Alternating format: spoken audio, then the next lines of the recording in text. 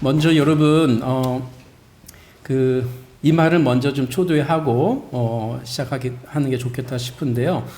여러분 이 같은 시대에 또 다양한 이제 교단과 교파가 있잖아요.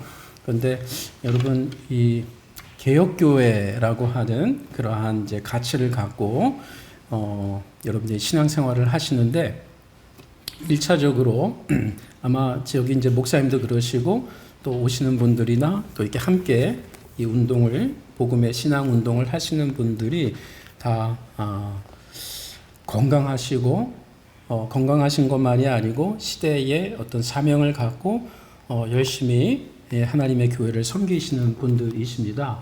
그래서 여러분들이 이 목사님에게 이제 신뢰를 다 가지시니까 여기 계시겠죠. 그게 신뢰하시면 좋겠다 싶고요. 그리고 이제 이런 생각을 좀 가지시면 좋겠어요. 자부심을 가지시고 또 이 일에 함께 우리가 교회적으로 또 가정적으로 또 개인적으로 이 복음 운동을 이렇게 하시는 거에 대해서 이렇게 자부심과 또 책임감도 있으면 좋겠다 싶고 이게 굉장히 중요합니다. 사실은 우리가 누구인가를 아는 데 있어서 다양한 이제 그 교회사 속에서 우리가 어느 위치에 있는가 이게 좀 필요하거든요. 그러면서 여러분들이 이 걸음 운동 속에 교회사를 보면 좀 아쉬웠던 게 뭐가 있냐면 이제 워낙 좋고 옳다 보니까 이제 우리만 옳고 우리만 좋다 이렇게 되는 거는 지양하셔야 돼요. 그래서 여러분이 이 예림교회에서 신앙생활을 단 1년을 하시더라도 다른 교회에서 신앙생활 10년 한 것보다 더 좋은 신앙의 뿌리를 내리실 수 있어요. 신뢰하고. 여러분 주위에 가족이나 친척이나 친구분들이 있으면 뭐 매주 못 나오시더라도 여러분들이 이렇게 초청해서 또 함께 자리를 할 수 있도록 그렇게 여러분들이 좀 마음을 좀 더 적극적으로 열면 좋겠다 싶습니다. 그래서 그런 이제 운동을 하시고 그러면서 이제 여러분들의 숙제는 뭐냐면요. 자부심은 가지셔야 돼요.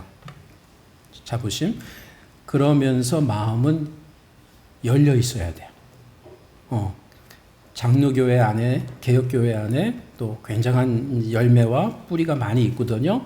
그런 점에서 여러분들이 특별히 한국교회를 중심으로 어떤 역할과 기능을 해야 될지를 아셔야 돼요. 그러니까 이런 거죠. 먼저 여러분이 이 개혁교회의 장점이 뭔지를 충분히 아셔야 그래야 다른 자동차에 비해서 어떤 게 더 좋은지 여러분이 소개할 수 있는 그러한 이제 특징이 있는 거죠. 그래서 여러분 자부심을 갖고 이 공동체 안에서 신앙생활을 건강하게 해나가시고 그러면서 우리만 주님을 믿는다 또 이렇게 생각하지는 않았으면 좋겠어요. 그럴 때 여러분은 자부심만이 아니라 굉장히 건강하고 오래 지속 가능한 그러한 신앙 공동체로 승리할 것이다 믿습니다. 자 그러면 고린도 후서 여기 들어가는 말 보겠습니다.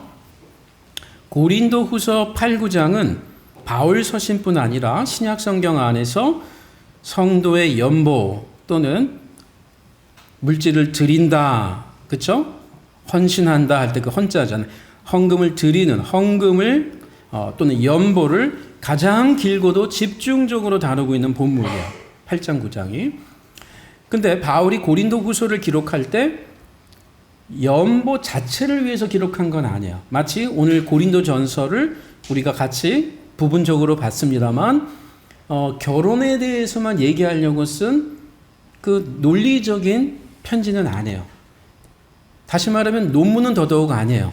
그렇죠?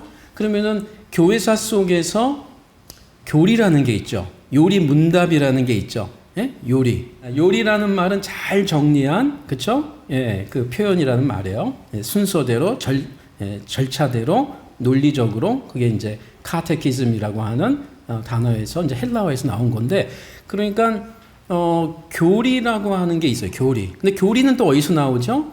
성경에서 나오는 거예요.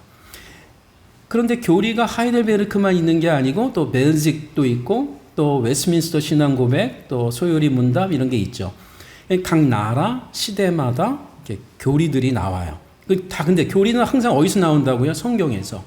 그런데 신앙생활을 하는 사람들은 어떤 사람들은 독일에서 하이델베르크 예? 교리가 나오고 요리 문답이 나오고 영국에서는 17세기에 웨스민스터 신앙고백서가 나오고 그렇죠? 이런 이제 교리 또는 요리 신앙 문답서 이런 것들이 이제 시대마다 나오는 거예요. 그런 점에서 우리 한국의 교리가 전혀 없는 건 아닌데 우리 한국적 신앙 고백이 의미 있게 나오지 않은 건 아니지만 좀 국제적으로 인정받고 있는 그러한 예를 들면 서울 교리 문답 또는 인천 신앙 고백서 이런 게 없는 건 상당히 아쉬운 거예요. 상당히 아쉬운 거예요. 이해되시죠? 그러니까 왜냐하면 각 시대마다 중요한 시기마다 하나님께서 그 나라에 깨어있는 신앙과 또 신학자들, 교회 지도자들을 통해서 이제 신앙 고백서를 이제 갖게 된단 말이에요. 근데 이 신앙 고백서가 너무 좋다 보니까 웨스민스터 신앙 고백서 같은 경우는 영국 사람들만 좋아하는 게 아니고 장로교를 중심으로 한 모든 개혁교회가 지금도 웨스민스터 신앙 고백서를 공부한다고요. 그만큼 권위가 있다고요. 뿌리는 성경에 있기 때문에. 다만 그때 영국이라고 하는 정치 사회적인 문맥에서 나와요. 그래서 예를 들면 웨스민스터 신앙 고백서의 그 첫 시작이 어떻게 지나면 소요리 대요리 문답 말고요. 고백서가 성경의 66권이 하나님 말씀이라는 거로 시작이 돼요. 왜요? 이미 17세기에도 여전히 가경을 성경으로 우리가 수용해야 되냐 말아야 되느냐 논쟁이 있었어요. 여전히 개신교회 안에서도. 가톨릭만이 아니라. 그럼 이제 가경이라고 하는 구약과 신약 안에 소위 중간기 문헌, 제2성전기 유대교 문헌이 있단 말이에요. 그 성경을 예수님이 오시기 300년 전에 이미 헬라어로 번역이 다 됐어요. 그러니까 그 부분을 여전히 정경으로 하나님 말씀으로 수용할 것이냐 말 것이냐가 논쟁이 될 수밖에 없어요. 왜? 바울도 그걸 읽었거든요. 그런데 신약에 인용된 경우는 없어요. 그래서 이제 깔뱅이나 루터나 이런 귀한 종교개혁자들이 이미 17세기에 16세기에 무슨 얘기를 했냐면 목회자만이 아니라 성도들이 다 읽어야 된다. 이건 굉장히 중요한 신앙에 도움이 되는 책들이다. 그런데 하나님 말씀으로서의 정경은 아니다라고 이미 그 시대에 얘기를 했어요. 그러니까 이해되시죠? 제가 말씀드리는 것은 성경에서 무엇을 더 중요하게 볼 것이냐는 쉽지 않아요. 그런데 고백서들은 그 성경을 그 시대의 문맥 안에서 소화하고 정리해서 무엇보다 그 시대의 그리스도인들에게 교육적인 양육의 면에서 메시지를 주려고 하니까 여전히 성도들에게 중요하게 다가오는 것들을 먼저 다룰 수밖에 없어요. 그러니까 성경 66권이야말로 하나님의 말씀이라고 하는 게 웨스민스터 신앙 고백서의 출발이에요. 그러나 66권이 아닌 것을 여전히 권면적으로 읽을 필요가 있고 읽는 걸 권면해요. 그래야 신약을 더 잘 이해하거든요. 마카비 전후서 이런 거는 우리 66권에는 없지만 천주교 성경에는 있어요. 그래서 천주교는 그 부분을 성경이라고 얘기해요. 근데 우리 개신교인들은 그걸 가경이라고 그래요. 도움은 되지만 하나님 말씀의 권위로 인정하지는 않는다. 이런 거죠. 그 제가 지금 무슨 얘기를 하고 있습니까? 신앙 고백은 시대마다 그 시대의 옷과 문화 속에서 나오는 것인데 특별히 성도들을 1차적으로 염두에 두면서 권면하려고 하는 그러한 논리적인 글이에요. 그럼 성경을 읽을 때 성경에서 교리가 나오는 거지 교리가 성경은 아니에요. 이게 굉장히 중요한 겁니다. 신앙 고백도 성경은 아니에요.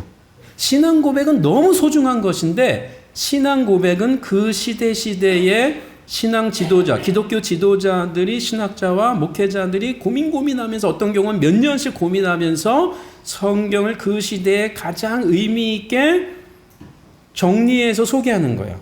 오늘의 성도들이 그리스도인답게 살 수 있도록 그걸 1번, 2번, 3번, 4번 하는 거예요. 그러다 보니까 웨스민스터 신앙 고백서 아래는 이혼 문제도 굉장히 중요하게 다뤄요.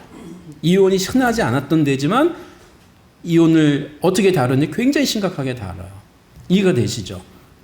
자, 그러니까 창세기부터 요한계시록까지 성경에 어마어마한 메시지가 있는데 그것을 각 시대의 문맥 안에서 의미 있게 잘 정리하는 게 신앙 고백서다. 또는 요리문답이다. 그것은 그 시대를 반영하게 된다. 좋은, 그러나 시대에 관계없이 항상 우리는 소중하게 여긴다. 왜? 다 성경에서 나온 거니까. 하지만 신앙 고백서 자체가 성경은 아니다. 그렇게 이해하셔야 돼요. 그럼 제가 지금 무슨 얘기를 하고 있냐면요. 성경을 읽어 나갈 때 우리의 관심을 갖고 성경을 읽을 수밖에 없어요. 그건 나쁜 게 아니고요. 피할 수도 없어요. 예를 들어서 여러분이 어제 부부하고 심하게 다퉜어요. 다퉜단 말이에요. 그러면 이분에게는 66권 중에서 특별히 몇 군데가 있겠지만, 뭐 잠언서에도 뭐 그런 거 있죠. 그 좋은 음식을 먹는 것보다, 그쵸? 그 가난한지라도 부부가 서로 평안하게 서로 지내는 것이 훨씬 좋다. 뭐 이런 말씀도 있고 뭐 많아요. 많이 그런 말씀이 훨씬 다가오겠죠. 근데 특별히 에베소서 말씀을 이렇게 읽으면 그 말씀이 그냥 확 다가와요. 특별히 5장, 6장 부분을 읽다 보면 남편들아 아내를 사랑하라. 응? 아내들아 남편에게 복종하라. 그 부분은 다른 어떤 본문보다 그게 확 다가온다고요. 성경을 읽고 있다가 어제 남편과 아내와 심하게 다투고 난 다음에 그 본문을 보면 다른 본문보다 크게 보인다고요. 이해가 되시죠? 모든 성경이 귀하지만 지금 나의 상황에 따라서 어떤 본문이 더 크게 보이고 어떤 본문은 안 보이기도 해요. 고난을 받기 전에는 고난이 안 들어와요. 그런데 심한 고난에 있을 때에는 고난이 너에게 복이라. 이런 말씀이 짜증도 나지만 이게 무슨 말이지 하면서 새롭게 읽게 돼요. 어떤 분들은 가정 안에 장애인이 있을 때에 부모든 자녀든 성경의 장애인 본문이 그냥 쑥 넘어가는 본문이 아니에요. 비장애인 입장에서 쑥 넘어가는 게 아니고 장애인의 시각을 훨씬 더 갖게 돼요. 왜요? 그 집안에 장애인이 있기 때문에 그런 거예요. 이해되시죠? 소경이 있으면 더 말할 나위가 없습니다. 자, 이것은 우리 모든 독자들이 이 시대를 살아가면서 다 한계 가운데 있는데 자신들의 관심과 상황이 더 크게 보이는 거예요. 이것을 능가할 수 있으면 정말 큰 은혜인데 이게 쉽지는 않아요. 자, 그렇기 때문에 우리는 다양한 성도와 함께 예배드리는 것도 굉장히 의미가 있다는 게 바로 이런 점이에요. 자, 그러면 성경은요, 나의 관심에 의해서 성경을 이렇게 렌즈로 볼 수밖에 없는 한계가 다 있어요. 남성은 남성대로, 여성은 여성대로, 노인은 노인대로, 어린이는 어린이대로. 그러니까 우리가 나이가 50, 60이 넘어가기 전에는 성경에서 이 노인과 관련된 본문이 의외로 잘 안 보이고 안 들려요. 이런 다 한계가 있다는 것입니다. 자, 그런데 동시에 제가 무슨 얘기를 했죠? 성경을 읽어 나갈 때에 성경 자체는 원래 저자가 말하려고 하는 큰 메시지가 있는데 그 메시지 속에서 어떤 주제들이 이렇게 나오는 거예요. 이런저런 이유로. 자, 그러면 우리는 우리의 관심의 주제로 성경을 읽는 건 어쩔 수 없는 거지만 최대한 뭐를 지향해야 되냐면 원래 저자가 무슨 말을 하려고 했는지를 자꾸 따라가려고 그래야 돼요. 이것은 원래 저자가 자기가 말하려고 하는 큰 그림 속에서 이야기하다가 어떤 때에 음식 얘기도 나오고 어떤 땐 절기 얘기도 나오고 어떤 땐 연보 얘기도 나오고 이제 이러는 거예요. 다시 말하면 고린도 후서 8장 9장은 연보에 집중하고 있지만 연보 자체를 위한 논문도 아니고 연보만을 위해서 쓴 편지는 더더욱 아니에요. 살아있는 편지예요. 살아있는 목회 선교 현장의 글이에요. 그 글인데 뜻밖에도 8장 9장이 집중적으로 연보를 다루고 있어요. 자, 그 점에서 우리는 전체 고린도후서는 뭘 말하려고 하는 걸까? 더 나아가서 바울과 고린도 성도들은 어떤 그 당시에 상황 가운데 있었을까? 그 가운데 왜 지금 바울은 8장 9장에서 연보에 집중하고 있을까? 이게 좋은 출발점이에요. 자, 그런 점에서 여러분이 큰 그림을 갖고 들어가야 될 것 같아요. 자, 그러면 셋째 줄부터 보겠습니다. 8, 9장, 즉 이 고린도후서 8, 9장은 전체 39절로 구성되어 있는데 이 돈과 관련된 용어가 한 번도 나타나질 않아요. 매우 흥미롭죠? 그런데 연보 또는 헌금에 집중하고 있다는 것이에요.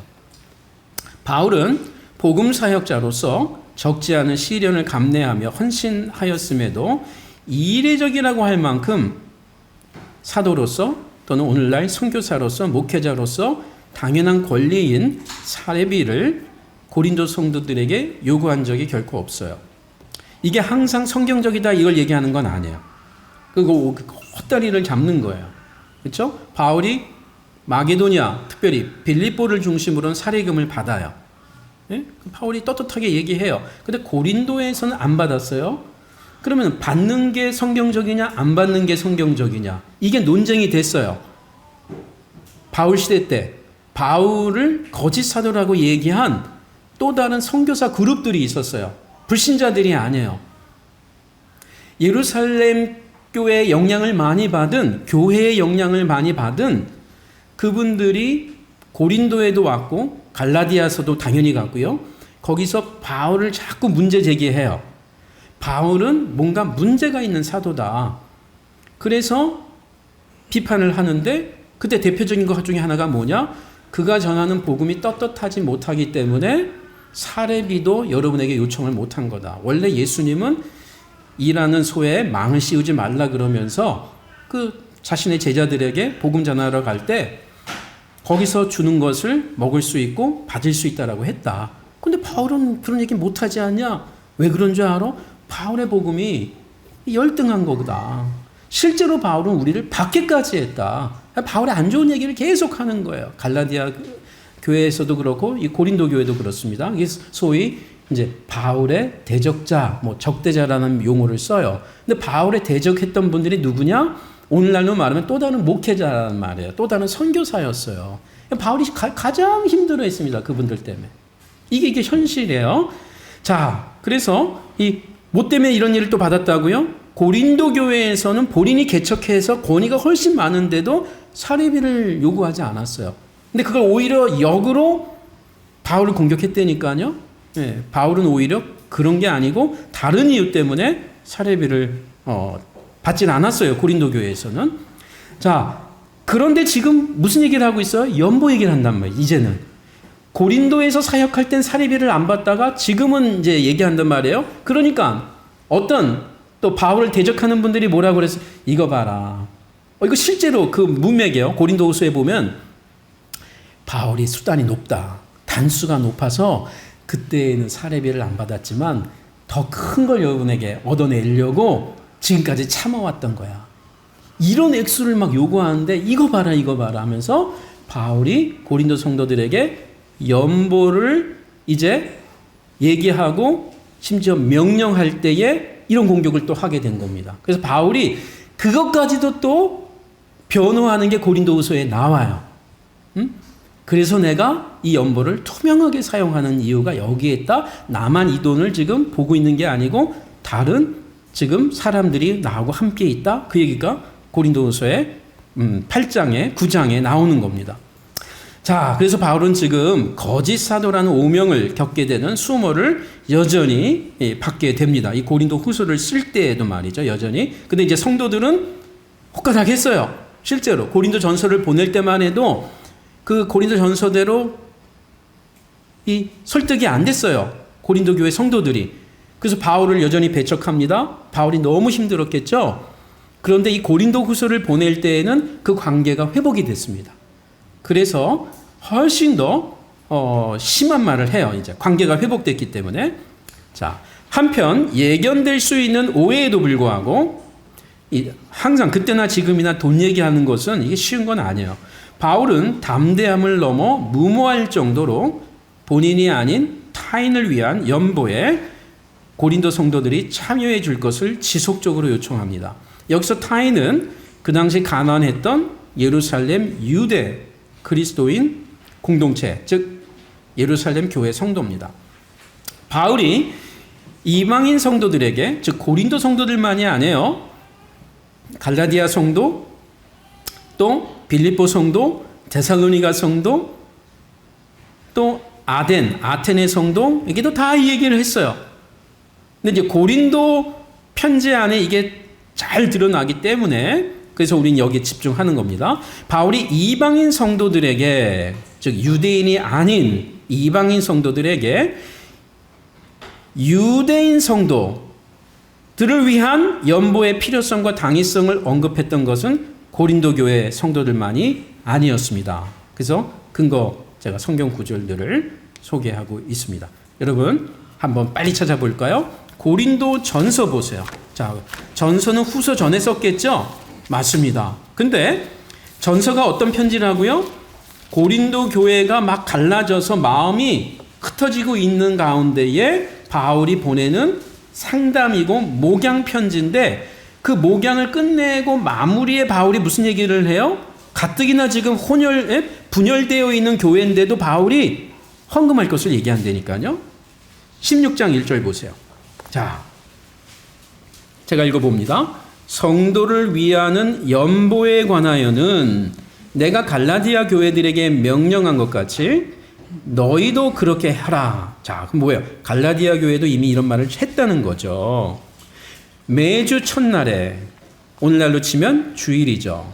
너희 각 사람이, 즉 예배로 모일 때마다 그 말이에요. 너희 각 사람이 수입에 따라 모아두어서 내가 갈 때에, 즉 고린도를 방문하게 될 때 따로 특별하게 연보를 하지 않게 하라는 거예요. 즉 매주 모일 때마다, 예배할 때마다 연보를 하라는 거예요. 근데 그 연보는 어떤 연보예요? 특별히 바울에게 전달할 연보를 하고 있으라는 거예요. 매주.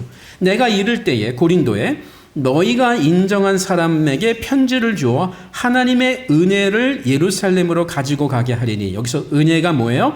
연보를 말하는 거예요. 내가 여러분이 한 연보를, 헌금을 예루살렘의 교회의 유대 성도들에게 가지고 갈 거다. 만일 나도 가는 것이 합당하면 그들이 나와 함께 가리라 하면서 지금 이 이야기를 고린도 전서에서도 하고 있어요. 고린도 후서는 고린도 전서를 쓴 지 최소한 1년이 지나서 연속적으로 쓰게 되는 편지가 고린도 후서입니다.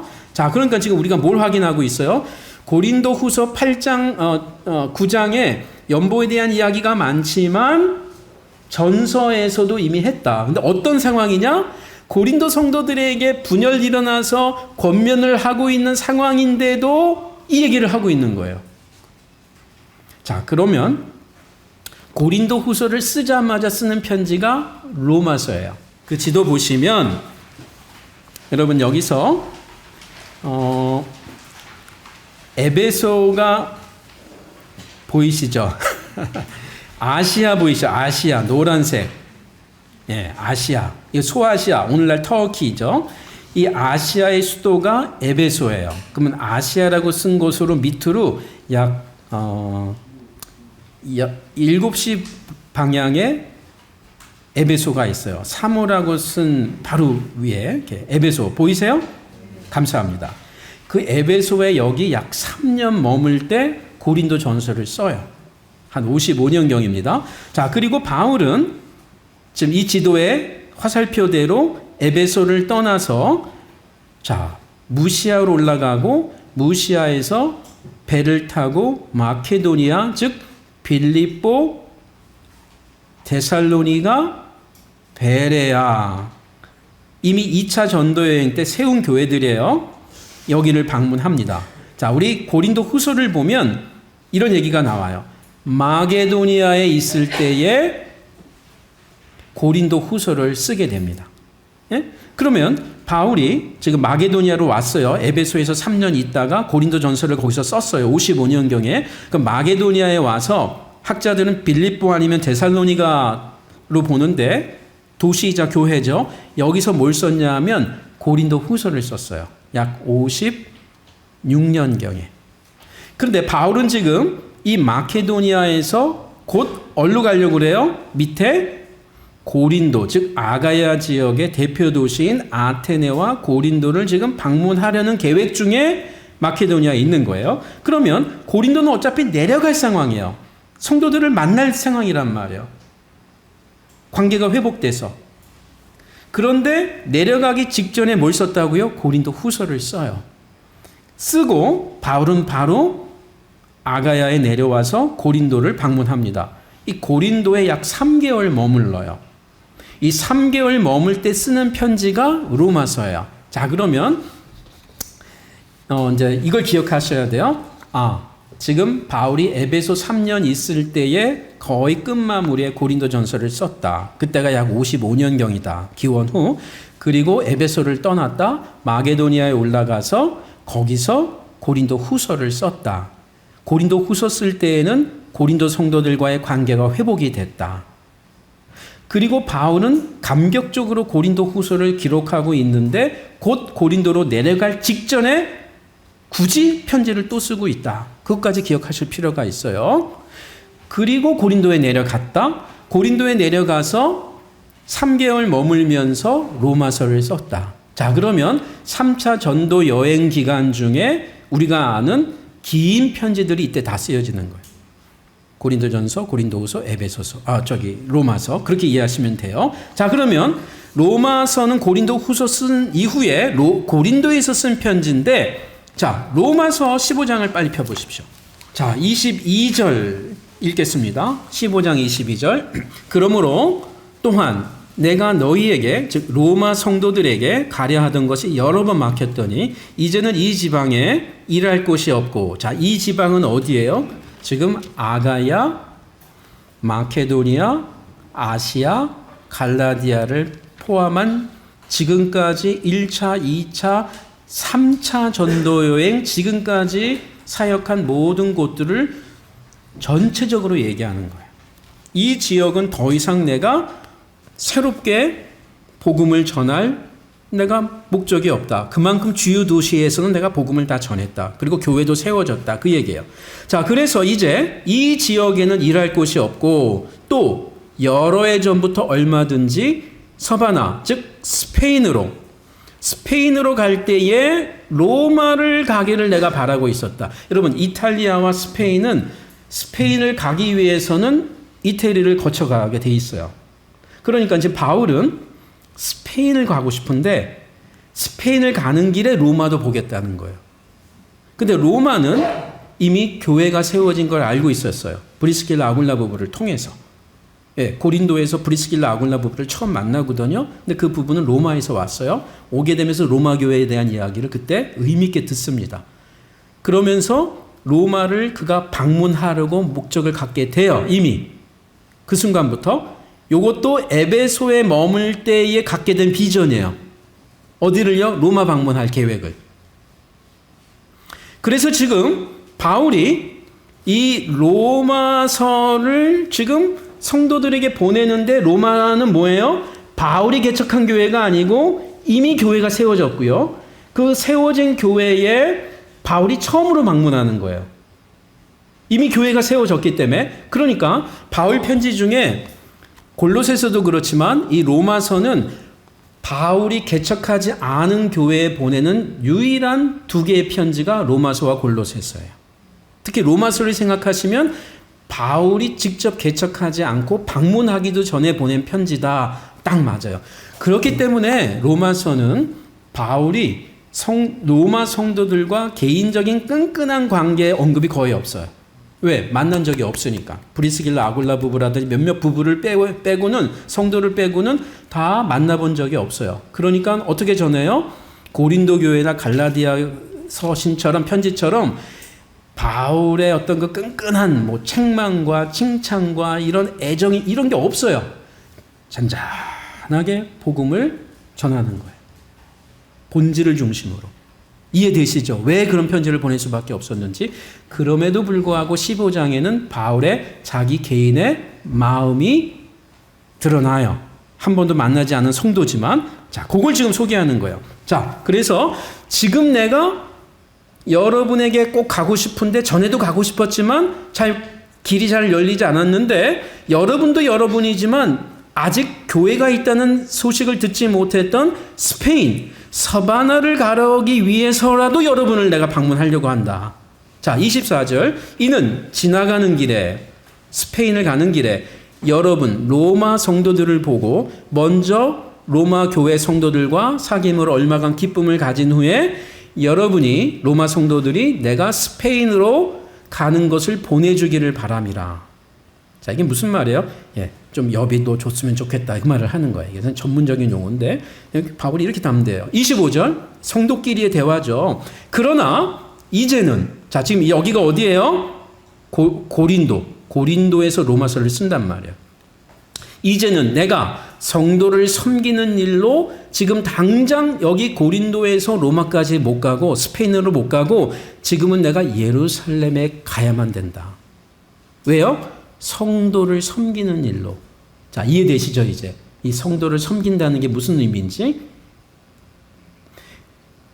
26절 보세요. 이는 설명합니다. 왜? 처음으로 이 내용을 하니까 지금 로마서에 처음 나오는 거예요. 이는 이미 고린도 성도들은 다 알아요. 마게도니아 성도들은 다, 갈라디아 성도들은 다 알아요. 이미. 왜? 이미 다 겪으면서 거기서 얘기했어요. 내가 지금 이렇게 계획하고 있다.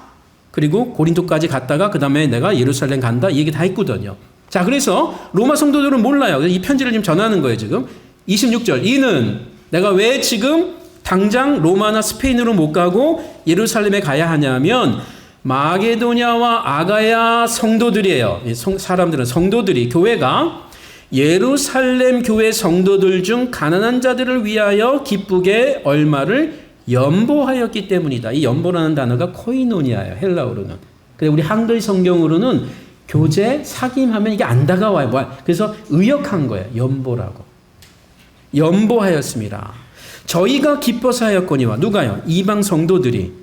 또한 저희는, 이방 성도들은 그들에게, 유대 성도들에게, 예루살렘 교회 성도들에게 빚진 자니 만일 이방 성도들이 유대 성도들의 영적인 것을 나눠 가졌으면, 이게 무슨 말이에요? 복음이 예루살렘에서, 팔레스타인에서 시작됐잖아요.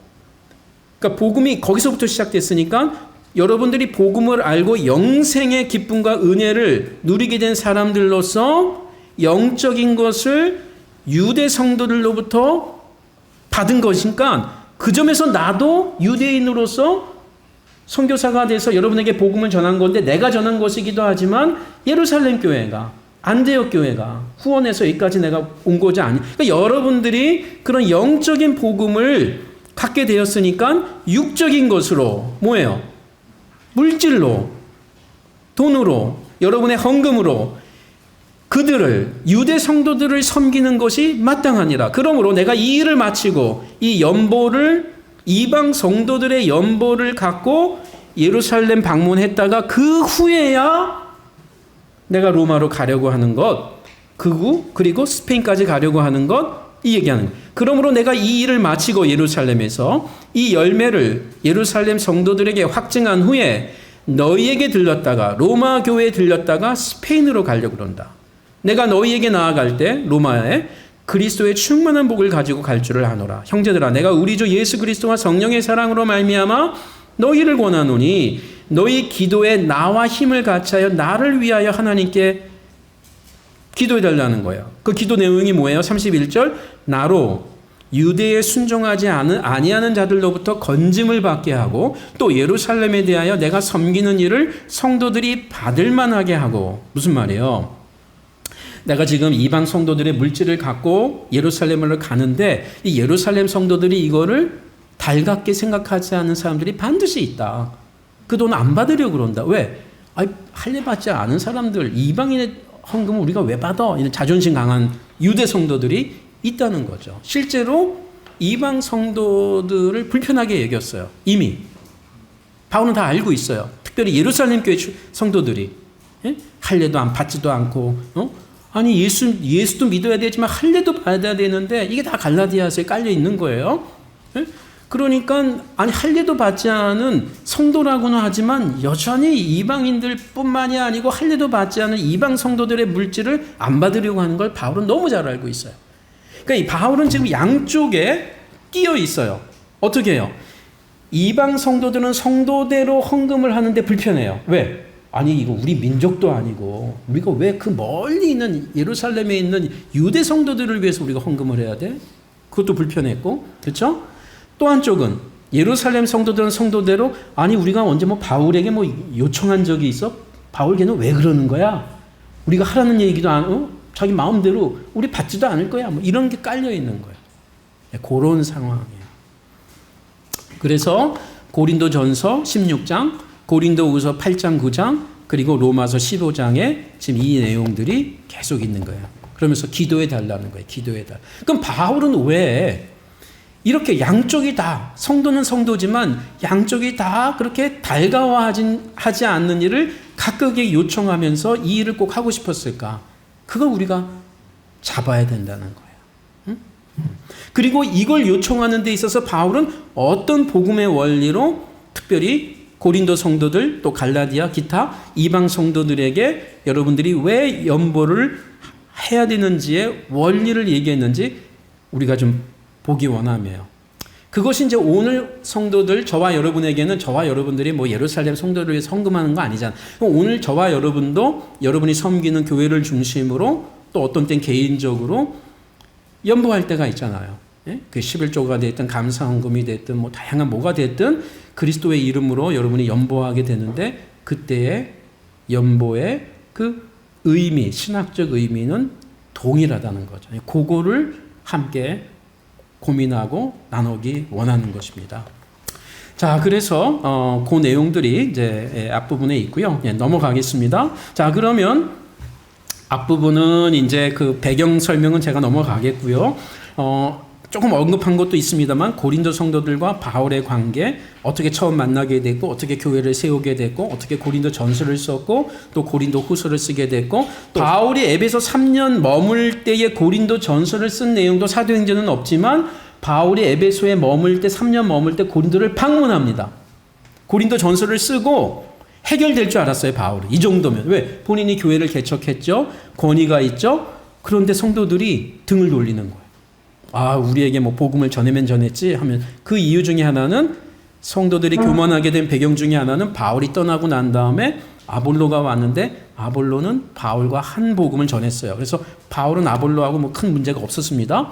그런데 성도들 안에서 제각각 더군다나 예루살렘 출신이라고 하는 선교사들이 와서 아까 말씀드린 바울의 복음의 문제점을 지적하면서 다른 이야기를 한 거예요.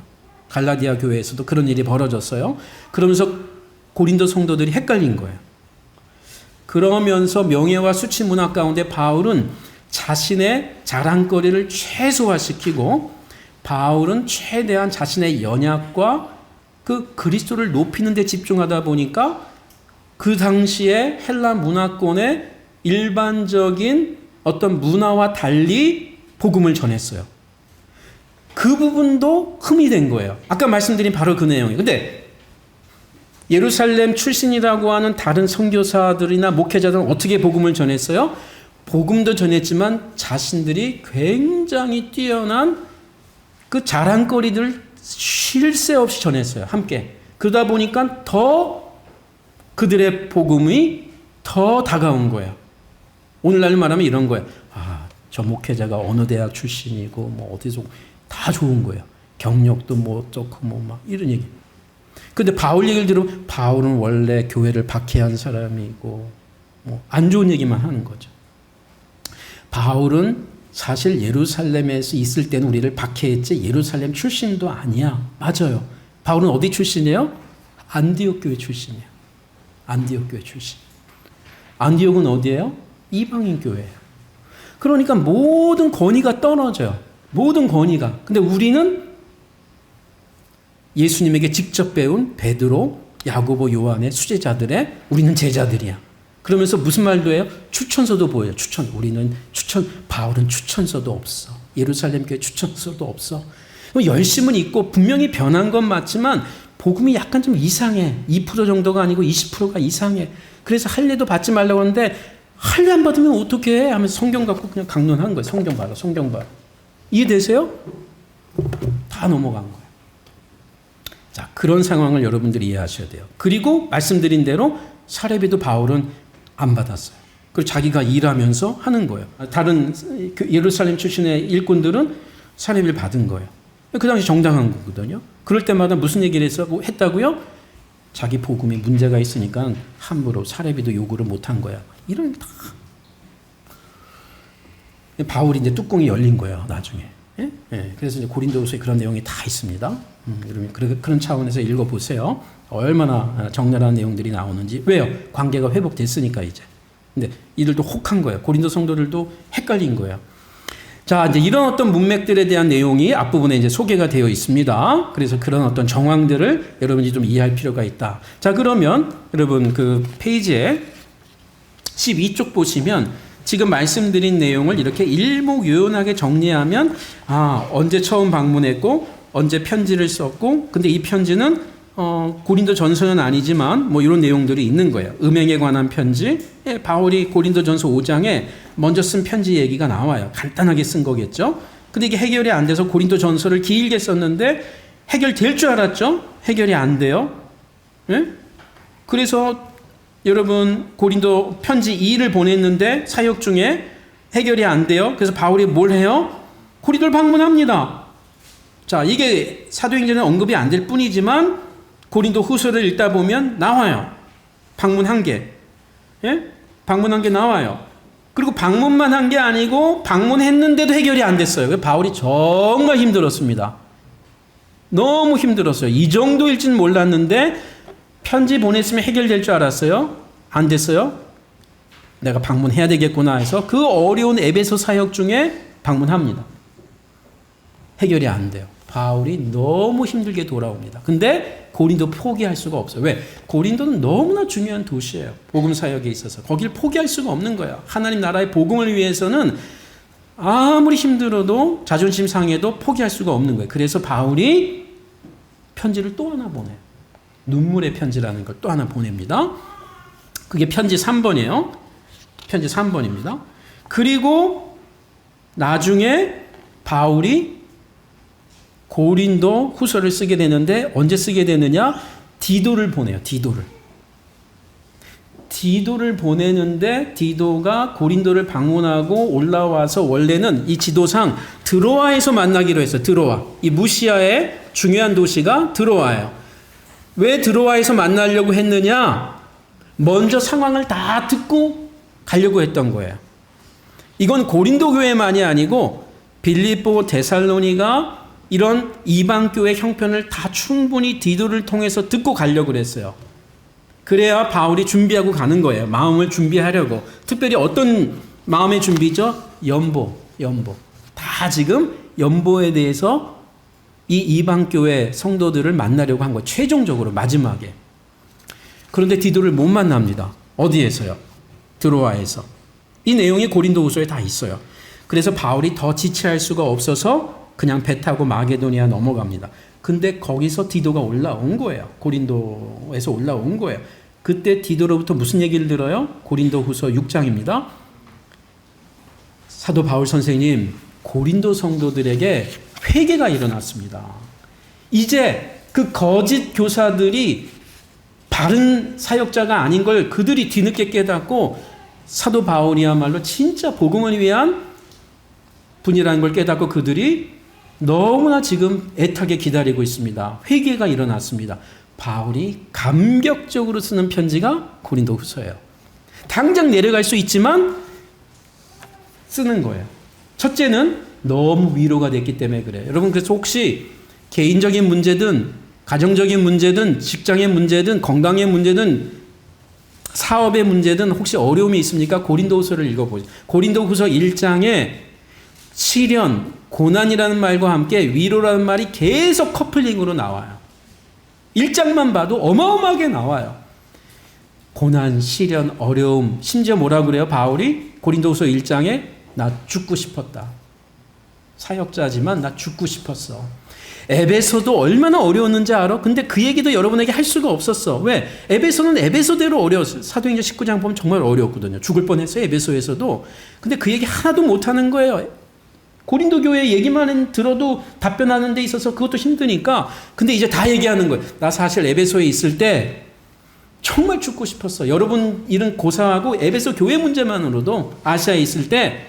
근데 그때 내가 깨달은 게 있어. 오직 소망은 위로는 하나님께로부터라는 거. 사람들을 내가 신뢰할 수 없다라는 걸 내가 깨닫고 오로지 하나님을 다시 한번 내가 붙잡아야 된다는 걸 깨달은 은혜도 있어. 하면서 고린도후서 1장에 그동안 하지 못한 말들을 다 하는 거예요. 관계가 회복됐기 때문에. 그리고 8장 9장 내용을 또 쓰는 거예요. 바로 고린도 내려갈 건데. 그러니까 뭐예요? 관계가 회복되자마자 무슨 얘기를 또 해요? 담대하게. 자, 이제 내가 이제 참 사도인 거 알았으니까 이제 나 오해하지 않지? 그러니까 이 편지 읽는 대로 준비해. 연보 준비해. 그 얘기 또 하는 거예요. 이 제정신입니까? 인간적으로? 아니 간신히 관계가 회복됐으면 가서 해도 되잖아요. 돈 얘기는. 이 상황을 여러분 이해해 보시라 이거예요. 교회가 헌금에 대해서 1년에 단 한 번도 얘기하지 않는 교회? 저는 건강한 교회라고 생각할 수가 없어요. 근데 교회가 매주일마다 헌금 얘기해요? 그것도 이상한 교회예요. 무슨 말인지 이해가 되시죠? 정말 성도들을 목양하는, 예? 하나님 앞에 깨어있는 목회자라면 웨슬리가 그 옛날에 얘기한 것처럼 주머니가 회개할 때까지 진정한 회개다 이런 얘기를 했어요. 웨슬리가 그 당시에. 그러니까 이 헌금 얘기는 쉬운 거 아니에요. 오늘날 이 자본주의 사회에서 돈이 얼마나 이 피 같은 겁니까? 정말 일반 성도들이 이 일상생활 속에서 그 버는 것들을 보면요, 함부로 헌금 강요하기가 쉽지가 않아요. 청년들 어떻게 버는 알바에서 버는 건데 쉽지 않습니다. 근데 그때나 지금이나 그런 점에서 이 연보는 굉장히 중요한 거예요. 바울의 편지에서 지금 우리가 읽은 이 부분만이 아니고 여기저기 나타나는 게 연보에 대한 내용이에요. 근데 흥미로운 건 고린도 후서에서 8장 9장에 한 번도 연보, 돈 얘기를 안 한다니까요.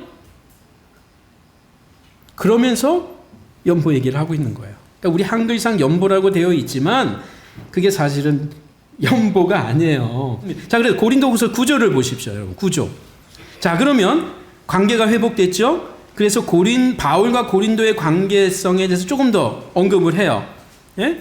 2장 11절까지. 그 다음에 자신의 그 사역과 그 사도로서의 그 사역의 변증적인 사역을 호심찬회하게 얘기합니다. 7장 16절까지. 자, 그리고 진정한 본론이 8장 9장이에요. 그게 다 뭐라고요? 연보 얘기예요. 그래서 바울이 바로 조금 있으면 내려가는데 파피루스가 굉장히 비싸거든요. 그런데도 이 편지를 쓰는 중요한 이유 중에 하나가 모든 학자 8장 9장을 다시 한번 주지시키기 위함이에요. 자, 그리고 8장 9장 끝나자마자 무슨 얘기합니까? 10장에서 13장까지 자기를 그동안 공격했던 또 다른 선교사 목회자들에 대해서 바울이 아주 적나라하게 얘기해요. 참 기가 막힙니다. 그들이 이런 자랑했어? 나는 뭐 그런 자랑 없는 줄 알아? 하면서 이제 관계가 회복됐기 때문에 옛날에는 자기 자랑 거의 그들이 사도라고 정신없는 말을 하거니와 난 더 사도다. 막 이런 얘기가 막 나와요, 여기서. 그들이 주님을 섬긴다고 하면서 가짜 예수, 가짜 복음 막 이런 얘기를 다 해요. 가짜 사도, 누가 진짜 사역자인지 거짓 사역자인지 이런 얘기를 적나라하게 합니다. 응? 그리고 마지막 인사말하고 끝나는 게 고린도 후서예요. 고린도 후서 여러분 교회에서 또 읽고 있는 성경이 있는 줄 압니다. 근데 한번 이번 기회에 뭐 고린도 전서는 둘째치고 고린도 후서 한번 꼭 읽어보십시오. 자, 그래서 이런 어떤 큰 배경 말씀드린 걸 좀 이해해 주시고요. 자, 그러면 연보와 관련된 용어들이 8장 9장에 나오는데 말씀드린 것처럼 돈이란 단어는 안 쓴단 말이에요. 바울이 다른 곳에서 쓰는데 여기서는 안 써요. 그럼 어떤 단어가 나오느냐? 자, 16장 1번 디아코니아라는 단어가 써요. 디아코니아. 이 디아코니아라는 말은 우리 한글 번역으로는 가장 좋은 게 섬김이고요. 여기서 나온 게 집사예요. 디아코노스라는 말이 이제 집사입니다. 이 디아코니아, 서비스, 섬김. 자, 이 섬김이라는 단어가 8장 4절 성도 섬기는 일, 9장 1절 성도를 섬기는 일, 9장 12절 이 봉사의 직무, 봉사, 섬기는 일, 디아코니아. 13절 이 직무, 이게 다 디아코니아예요. 근데 문맥이 뭐예요? 이게 다 헌금이에요. 헌금. 성도를 어떻게 섬기느냐? 연보 다 연보예요. 이 문맥이. 자, 두 번째, 하드로테스라는 단어가 나와요. 딱 한 번 발견되는데 이거는 영어 성경에서는 주로 gift로 번역을 했어요. 맞아요. 선물이에요. 선물. 선물이라는 단어예요. 여러분, 선물을 연보라고 얘기할 수는 있지만 연보가 항상 선물 아니잖아요. 그러니까 바울은 여기서 선물이라는 말을 쓰는데 선물이라는 넉넉한 선물을 여러분이 했다. 누가? 마게도니아 성도들은 특별히 빌립보, 데살로니가 성도, 지금 고린도 아가야로 내려오기 직전에 지금 이야기를 하는 거예요. 자, 세 번째, 선물이라는 용어를 쓰고 있다. 세 번째, 연보라는 말로 우리 한글 성경이 2번 사용하고 있어요. 9장 5절에서. 근데 사실 이 단어는 헬라어의 율로기아예요. 근데 이 율로기아도 영어 성경은 선물로 번역을 했는데 맞아요. 이것도 선물이라고 번역이 가능하고요. 또 더 많은 번역은 복이에요. 복. blessing. 축복, 복. 그래서 기가 막히죠?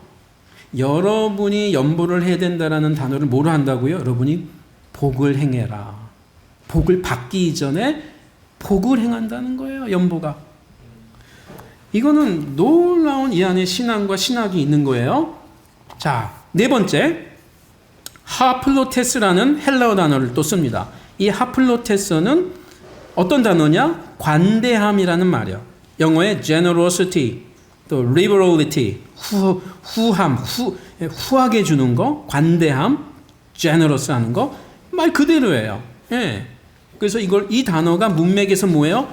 연보, 헌금을 이야기해 주고 있어요. 자, 다섯 번째,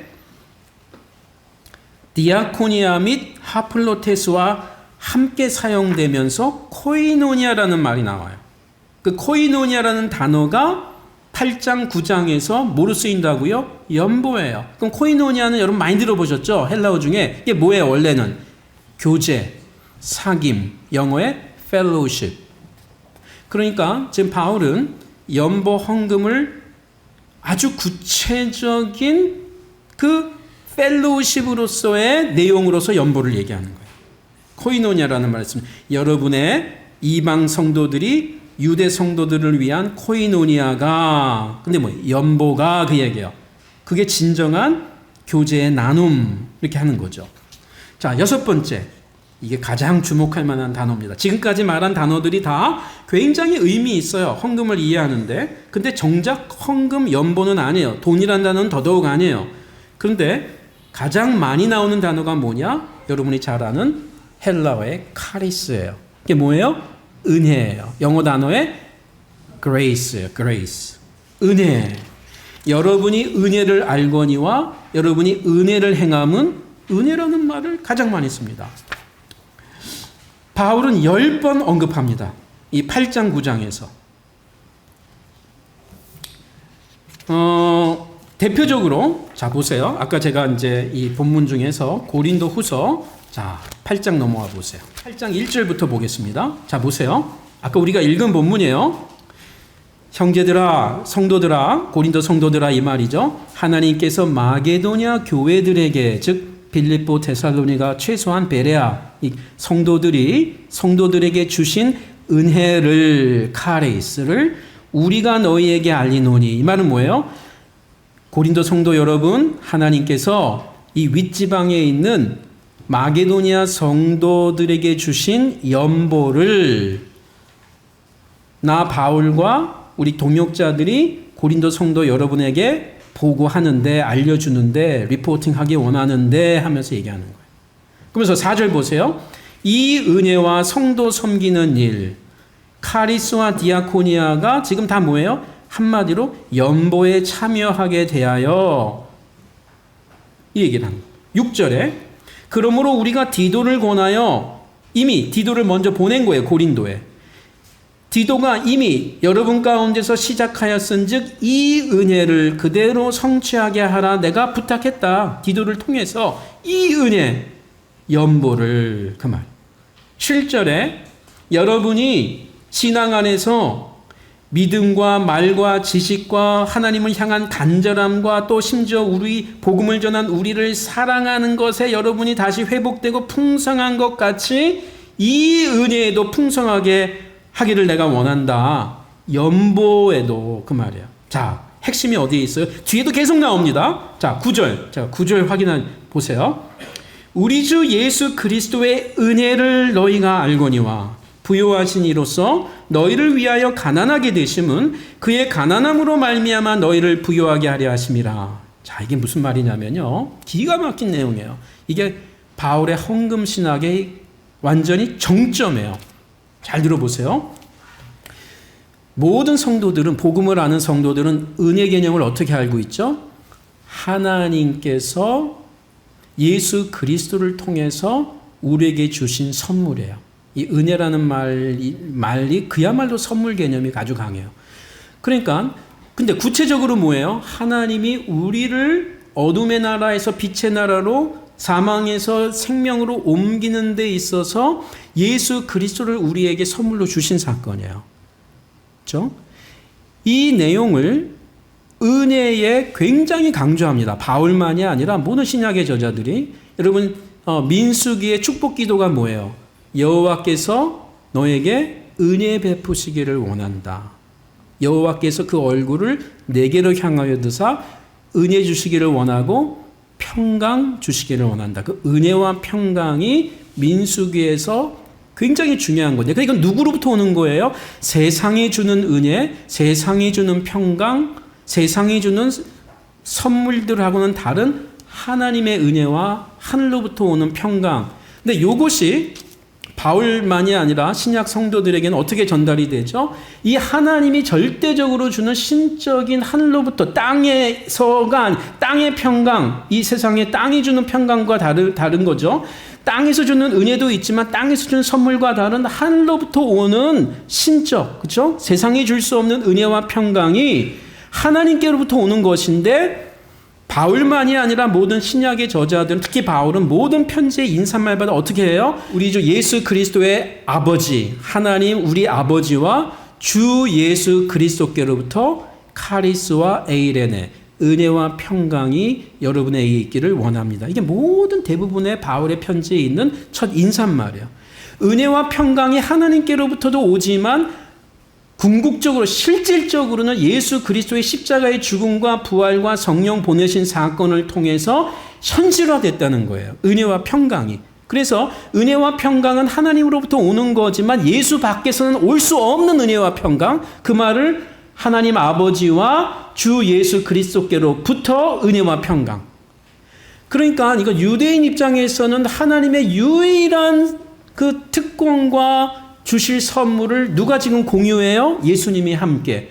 근데 예수님이 공유하는 정도가 아니고 실제적으로 하나님의 은혜와 평강은 성전과 율법과 여러 가지 다양한 선물들이 있었지만 그거하고 비교할 수 없는 예수 그리스도의 은혜와 평강으로 우리 가운데 육신을 입고 이 땅에 오신 분이야말로 은혜와 평강이라는 거예요. 그러니까 유대 그리스도인들, 유대인도 그렇지만 유대 모든 그리스도인들, 이방 그리스도인들마다 은혜라는 건 뭐예요? 하나님이 주신, 예수 안에서 주신 구속적 사역의 열매, 즉 선물이 은혜와 평강이에요. 그 중에 은혜예요. 은혜. 이거 은혜는 그냥 주신 선물, 다시 말하면 하나님과 우리의 관계를 설명하는 핵심 용어예요. 우리가 만들어낼 수 없는 하나님의 불가항력적인 선물이에요. 인간이 만들어낼 수 없는 요때 은혜 개념, 카리스 개념이 평강과 함께 주도적으로 나오는 개념인데, 지금 바울이 9절에서 은혜를 지금 제가 말씀드린 내용을 갖고 얘기하고 있어요. 왜? 이걸 유대인 모든 성도들이 다 아니까, 복음을 아는 성도들은 다 알아요, 이거를. 그런데 앞에서 카리스를 어떻게 얘기하죠? 성도가 성도에게 하는 선물 개념으로 카리스를 지금 계속 이용한단 말이에요. 특별히 어떤 성도가? 이방 성도들이 유대 성도들, 예수 안에서 한 가족된 유대 성도들을 때 너희가 카리스를 행하라. 물론 다른 용어도 많이 썼지만 특히 이 용어를 카리스를 제일 많이 쓴단 말이에요. 그러면 이 카리스라는 용어가 원래 어떤 뿌리가 있느냐? 9장 8장 9절에 보면 우리 주 예수 그리스도의 은혜를 너희가 알거니와 라고 함으로써 이 은혜는 뭐예요? 사람과 사람끼리 주고받는 은혜가 아님을 분명히 바울은 다시 한번 여기서 확정하고 못을 박는 거예요. 이 은혜는 우리가 만들어낸 게 아니고 하나님이 예수 안에서 우리에게 주신 거저 주신 선물로서의 구속의 은혜에 바로 그 카리스. 그런데 그 신앙 고백적 구속적 카리스를 너희가 알거니와 해놓고 그러면서 뭐라 그래요? 부요하신 이로써 너희를 위하여 가난하게 되심은. 자, 뭐예요? 하나님과 우리 성도, 하나님의 자녀 입장에서 이 일방적인 카리스를 얘기할 때 은혜로서 예수 그리스도 자신의 아들을 우리에게 선물로 십자가 죽음으로 우리에게 주신 거예요. 성경이 내어주셨다. 그러니까 내어줬다는 게 로마서에 자주 나오는데 이게 포기했다는 하나님이 자기 아들을 포기했다. 내어주셨다. 그럼으로써 고린도후서에 그 얘기가 나와요. 예수는 죄가 되고 우리는 의가 되셨다. 죄인이 아니에요. 기가 막힌 말. 하나님이 예수를 죄로 삼으시고 우리가 의가 되었다. 이런 이걸 말이죠. 초대 교부들 가운데 몇몇 분은 sweet exchange라는 말, 달콤이라는 말은 좀 그렇고 기가 막힌 교환이라는 거예요. 말로 표현할 수 없는 교환. 우리하고 예수를 교환했다는 거예요. 원래 우리가 죄의 자리에 있는데 우리는 의의 자리로 옮기고 예수는 죄의 자리에, 죄인이 아니라 죄의 자리에, 죄의 권세로 가뒀다는 거예요. 그런데 지금 이 개념이 지금 은혜예요, 은혜. 그러니까 예수님 입장에서는 어마어마한, 하나님도 그렇고 하나님은 뭐 더 말하면 자기 아들을 준 거지만 예수님도 어마어마한, 그쵸? 자기 부인이고 죽음이죠. 자발적인 거예요. 죽기까지 낮아지셨으니 그거예요. 그런데 하나님과 우리 관계를 설명하는 이 예수의 내어주신 포기하심의 사건을 카리스로 얘기하는데 이 카리스를 그동안 이렇게 집중적으로 복음 안에서 소개했던 이 카리스 개념을 지금 바울은 기가 막히게 여기서 무슨 얘기를, 은혜라는 말을 어마어마하게 쓰면서 어떻게 적용한다고요? 너희가 아는 그 하나님이 우리를 향한 예수의 카리스를 성도와 성도끼리 연결시키는데 예수님 입장에서 생각해봤니? 얘기를 해보는 거예요.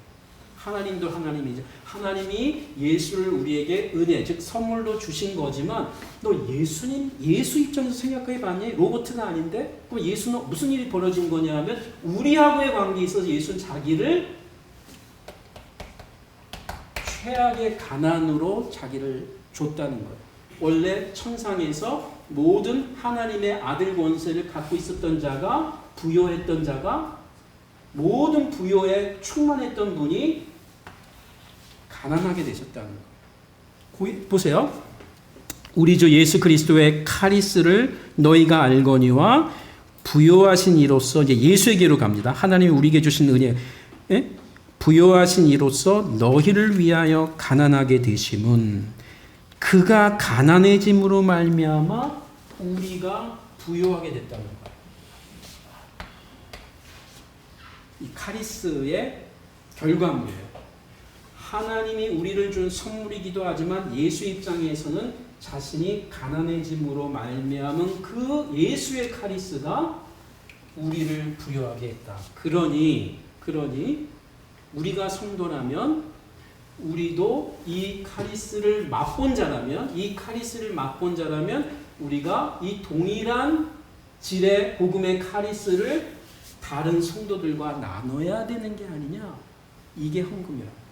그러니까 헌금은 그냥 세상 어떤 기관하고도 비교할 수 없는 가치인데 이거는 철저하게 예수 그리스도 안에서 십자가의 복음을 깨닫고 누린 자라면 누구든지 헌금할 수 있는 거예요. 액수를 떠나서. 그 복음의 감동과 감사와 기쁨이 사망에서 생명으로,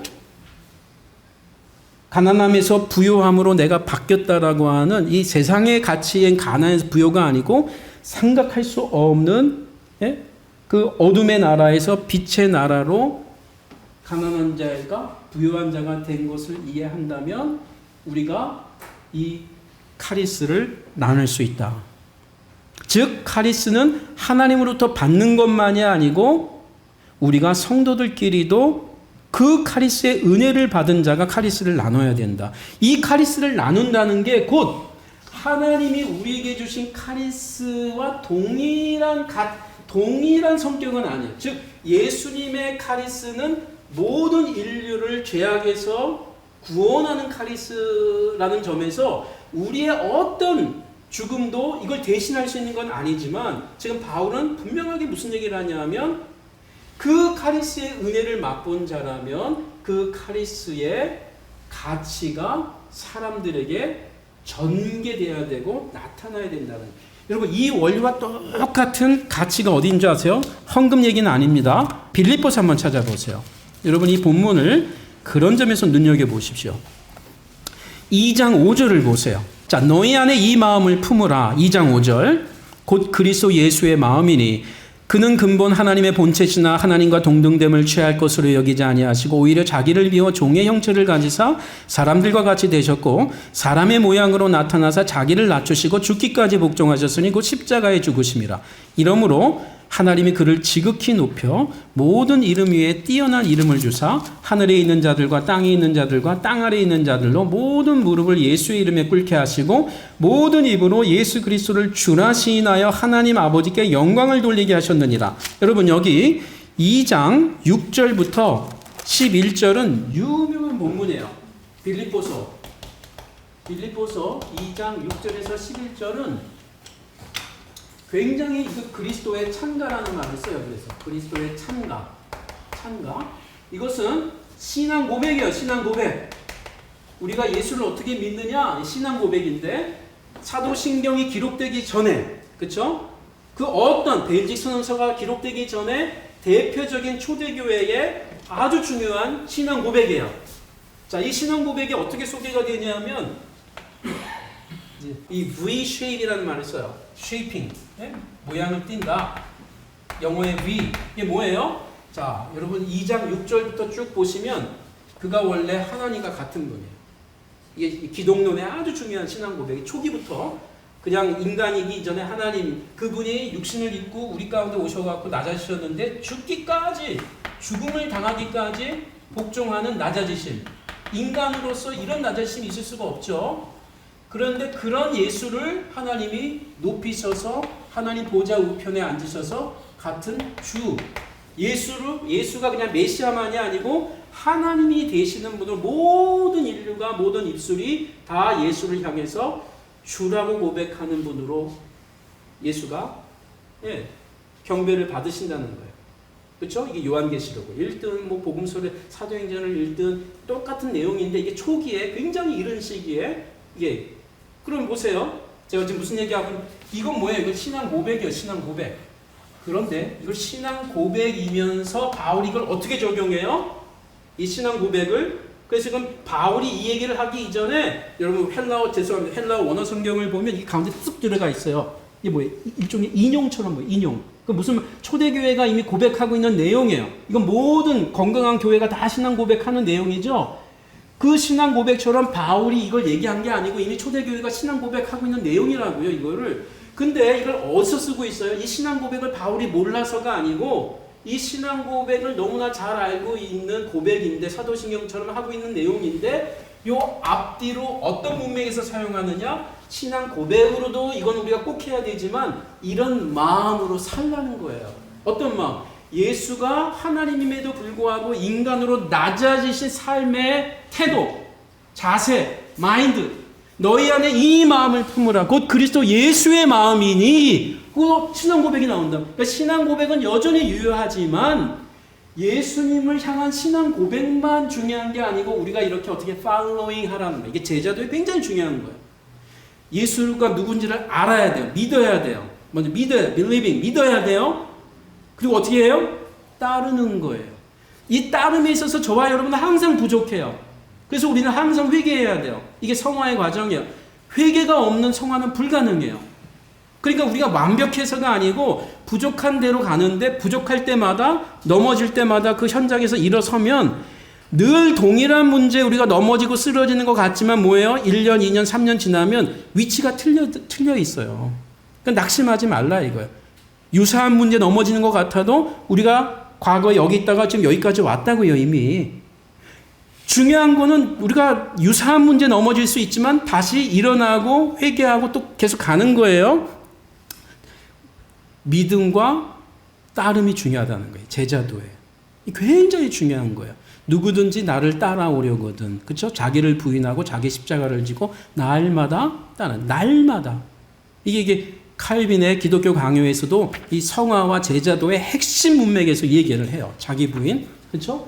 그래서 이 따름은 믿음과 함께 계속 가는 거예요. 아니, 누군지를 알기 때문에 그런 걸 계속 또 가는 거죠. 근데 여기에 결정적인 이제 사역이 뭐예요? 이 성령이에요. 예수 그리스도의 영, 하나님의 영이죠. 이 성령의 인도하신 가운데 이 길을 우리가 갈 수 있는 거예요. 성화의 길을 가는 거예요. 우리 힘으로 가는 것만이 의지만이 아니란 말이에요.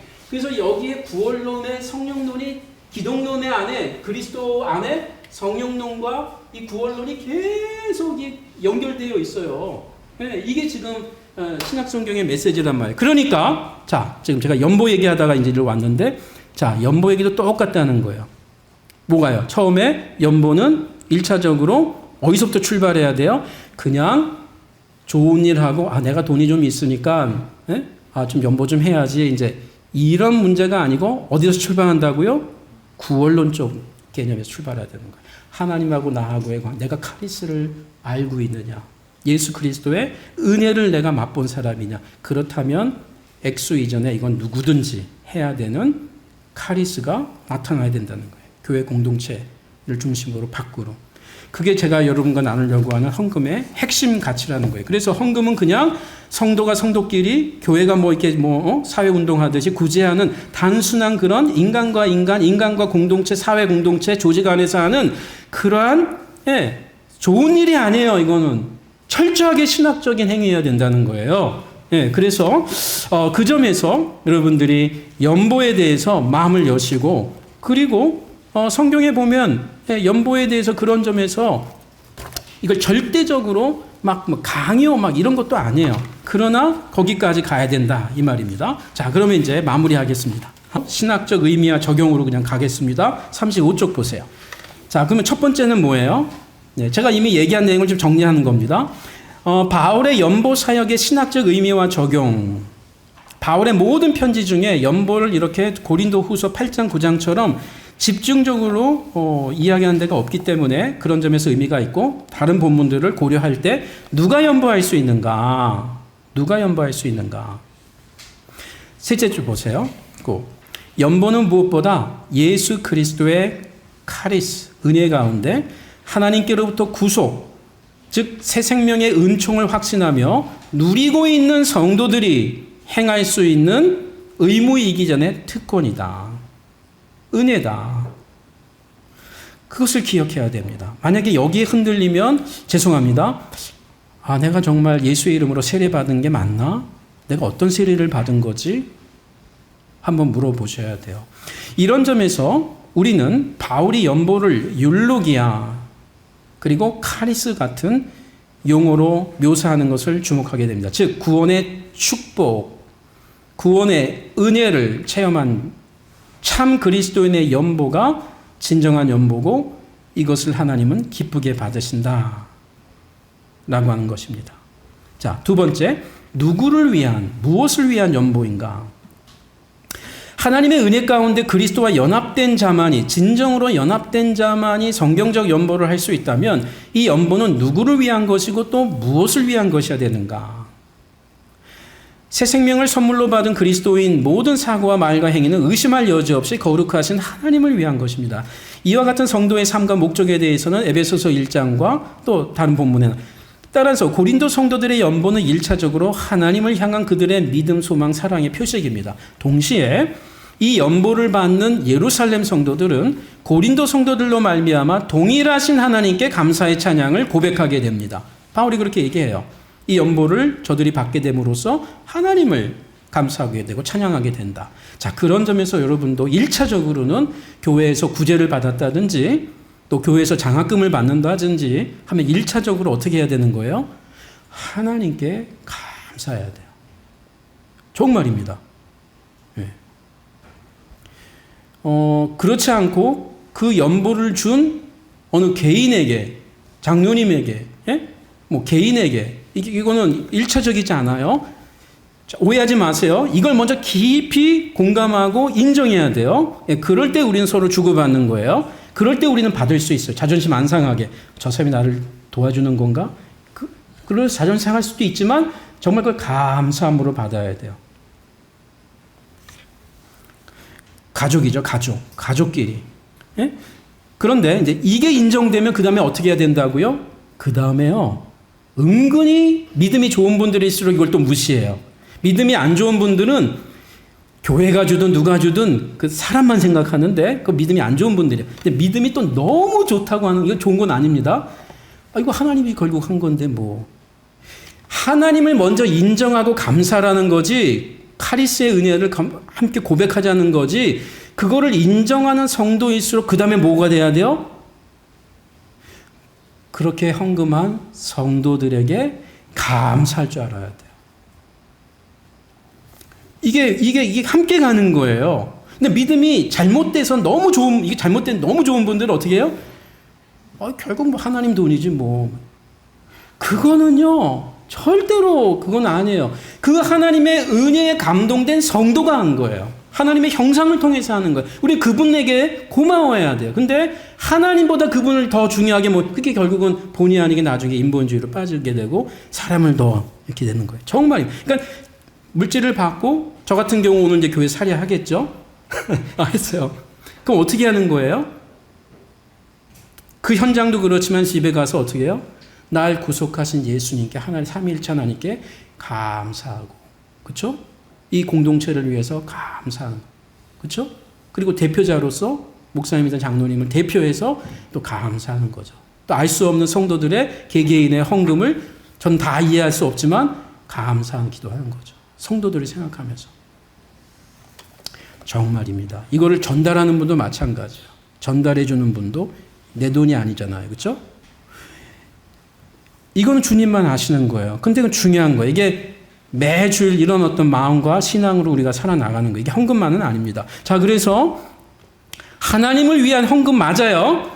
그런데 이 하나님을 위한 헌금은 현실적으로 누구예요?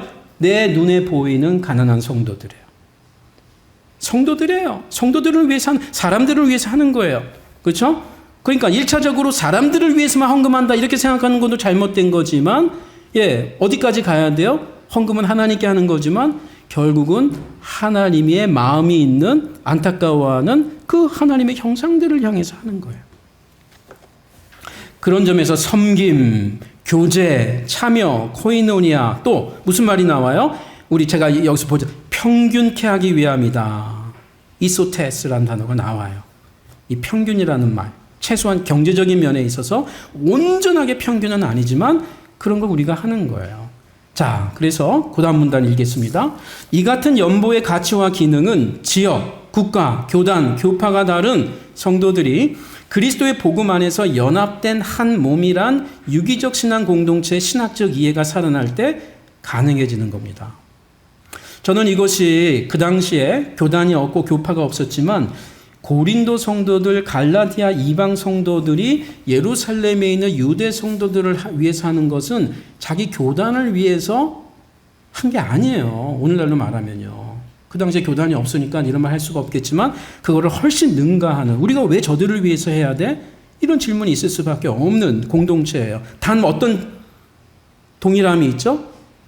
같은 예수, 같은 세례, 같은 주를 섬긴다라는 이 동질감 외에는 전혀 서로가 관심이 있을 수 없는 공동체예요. 이게 대단하다는 겁니다. 근데 실제로 우리 한국 교회 초기에 다 그런 은혜를 입었어요. 미국만이 아니고 화란, 영국, 스코틀랜드 뭐 이런 데를 통해서 뭐 다 원조를 받았고요. 특히 6.25 때 대부분의 사람들이 교회였거든요. 실제로. 참 눈물겨운 일입니다. 바울이 아가야 성도들과 마게도니아 이방 성도들의 물질을 통해 팔레스타인의 예루살렘에 살고 있던 유대인 성도들을 섬기려고 했던 이유가 바로 여기에 있습니다. 바울은 바로 이 일의 마지막 사역에 모든 가치를 두었어요. 기가 막히죠. 자, 이 점에서 여러분 사도행전 19장을 펴보십시오. 21절 한 목소리로 읽어보겠습니다. 이 일이 있은 후에 바울이 마게도니아와 아가야를 거쳐 예루살렘에 가기로 작정하여 이르되 내가 거기 갔다가 후에 로마도 보아야 하리라 하고. 예, 지금 여기는 정확하게 바울이 에베소 3년 에베소에 지금 사역하고 있는 그 현장이에요. 그 현장. 자, 여기서 고린도전서 썼다고 그랬죠? 예. 근데 여기서 무슨 비전을 받았어요? 바울이 처음 다메섹 도상에서 예수님 만났을 때 내가 로마를 가야 되겠다는 비전을 받은 게 아니에요. 바울이 다메섹에서 예수님 만난 이후로 지금으로부터 약 20년이 지났어요. 그때로부터. 그러면 여러분 다메섹 도상에서 예수님을 만날 때가 약 33세 정도 되는데 이때가 약 54, 5세예요. 그러니까 20년이 지났어요. 그 20년 동안 지금 고린도 전서까지 썼다고요. 자, 그런데 두란노 서원이라는 곳에서 날마다 하나님의 말씀을 집중 강론하면서 그의 사도로서의 비전의 업데이트가 일어났어요. 그 하나가 뭐예요? 궁극적으로 내가 로마도 방문해야 되겠다. 이전에 없었던 거예요. 그냥 여기서 끝날 줄 알았어요. 여러분 이거 우리에게 시사하는 바가 많습니다. 저와 여러분에게, 특별히 사역자에게. 우리가 죽는 순간 저와 여러분의 미션이 넓은 의미의 선교, 좁은 의미의 선교 말고요. 삶의 전 영역에 우리는 미션인데, 예? 사명을 갖고 우리는 사는 사람들이다. 하나님의 그 사명 안에서 복음의 사명. 이 사명이 복음을 위해서 사는 거지만 그 복음을 위한 사명이 업데이트가 일어납니다. 바울만이 아니에요. 성경을 읽다 보면 업데이트가 계속 일어나요. 그 업데이트가 일어나는 환경을 우리가 주목해 볼 필요가 있어요. 공통점 중에 하나가 뭔지 아세요? 기가 막히게 말씀을 집중적으로 접할 때예요. 하나님의 불가항력적인 계시가 일어날 때고요. 아주 현실적으로는 시련이 극심할 때예요. 참 희한해요. 참 희한해요. 한마디로 낯선 땅에 있을 때예요. 익숙하지 않은 곳이에요. 이거는 제가 그냥 발견한 건 아니고요. 그냥 이렇게 보면은 여러분 정말이에요. 구약이든 신약이든 책이 바뀌어도요. 이 낯선 땅. 그래서 저는 정말 그런 고민을 합니다. 여러분 내가 내 삶에 직장이든 신앙생활이든 뭐가 익숙해지면 새로운 비전이 업데이트 되기에는 안 좋은 환경이에요. 그런데 나에게 안 좋은 병이 생긴다든지 나에게 경제적인 아픔이 있다든지 가정의 인간적인 관계에 어려움이 있다든지 심지어 교회 안에서도 성도들끼리의 관계가 어려워진다든지 뭐 여타의 여러 가지 내 삶의 어떤 그 중심부에서 뭐가 터지면서 뚝이 터지면서 본의 아니게 주변부로 갈 수밖에 없는 상황. 원튼 원치 않든 이걸 우리는 길로 나간다고 해요. 길에서 길을 만나는데요. 이 호도스 예? 이 호도스에서 엑소도스가 나오는 거예요. 예. 그 길을 떠나면서 낯선 길에서 내가 이전에 만나보지 못한 하나님을 만납니다. 기가 막히게. 제가 여러분하고 나누고 싶은 건 이거예요. 여러분 정말 여러분의 광야가 어디입니까? 여러분의 길이 어디입니까? 익숙했던 길에서 좀 불편한 길로 언제 적극적으로 나가지 못했다면 불가항력적으로 하나님이 여러분을 그곳으로 밀어버리셨습니까? 성경에서는 거기를 빈들이라고 그래요. 근데 그 단어는 광야예요. 에레모스, 광야입니다. 근데 이스라엘 백성들을 보면 그때마다 민족적으로 개인적으로 개인 광야들이 다 있고요. 그 광야 때문에 결국 하나님의 말씀이 임했어요. 하나님의 말씀을 히브리어로는 나바르라고 그래요. 근데 광야는 미드바르예요. 딱 앞에 하는 단어가 더 붙어요. 참 희한하죠? 결국은 광야에서 하나님의 말씀이 잘 들리는 거예요. 왜 하나님의 말씀이 빈들에 임해요? 로마 황궁에도 임할 수 있고 빌라도 총독실에도 임할 수 있고 제사장이 있는 성전에도 임할 수 있는데 누가복음 3장에 보면 그 많은 사람들을 언급하지만 하나님의 말씀이 빈들에 있는 세례 요한에게 임하거든요. 그 하나님의 말씀이 성전에 임하지 않고 로마 왕궁에 임하지 않는다는 말이 아니에요. 능력이 있어서 임할 수 있어요. 근데 광야에서 잘 들리는 거예요. 인간은. 냉장고의 문을 열 때 먹을 게 편하게 있고 그러면요. 예배가 잘 안 들어옵니다. 기도가 전실하게 안 돼요. 그러니 우리의 이런 간절한 그쵸? 마음들이 언제 생길 수 있습니까? 어쩔 수 없어요. 우리는 연약에 빠져서 있을 때. 근데 그것이 시련이지만 기독교 인생관으로 볼 때, 성경의 관점으로 볼 때 하나님께서 우리를 더 가까이 만나고 싶은 초대라는 거죠. 나만이 아니고 우리 가정만이 아니라 내 주위 분들에게 그런 하나님을 간증해 달라는 거죠. 그렇습니다. 그래서 여러분 이 연보라고 하는 거 예수 그리스도의 십자가의 죽음과 그 카리스를 정말 맛본 자들이 그렇죠?